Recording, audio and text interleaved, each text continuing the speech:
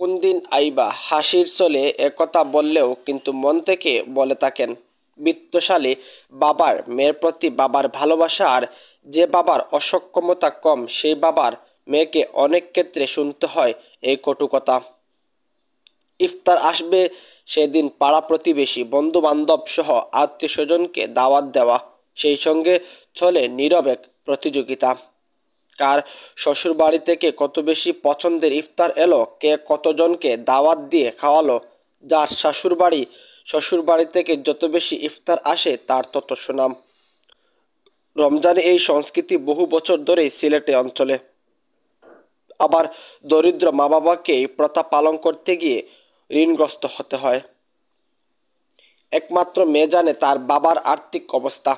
নিজের সম্মানজনক অবস্থান ধরে রাখতে অনেক সময় ভেতরে চাপা কষ্ট নিয়ে সে বাবার কাছে আবদার, যেভাবেই হোক বাবাও তার মেয়ের আবদার পূরণ করতে থাকেন। সিলেট অঞ্চলে ইফতার প্রচলিত কথা অনেকেই বলেন। ইফতারের প্রথা পাঠানো নিয়ে রীতিমতো প্রতিযোগিতাও আছে এই অঞ্চলে।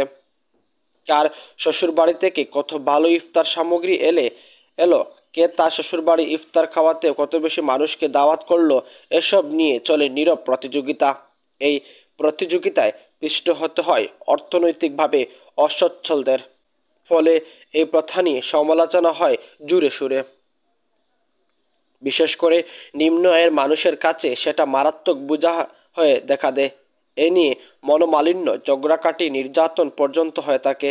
এটা তখন ব্যাধির মতো হয়ে যায়। এ বিষয়ে সমাজকর্মী ও রাজনীতিবিদ কিরণ চৌধুরী সিলেট আই নিউজকে বলেন, আমি মনে করি এটি বিলুপ্তি বা চালু রাখা এই তর্কে না, যে মেয়ের শ্বশুরবাড়িকে বোঝানো ভালোবাসা প্রকাশ বাধ্য করতে নয়, বরং তার সামর্থ্যের বা ইচ্ছার উপর ছেড়ে দেওয়া। এটাকে অমানবিক না করে মানবিক সংস্কৃতিতে দেখা বোধ হয় যুক্তিগত হবে।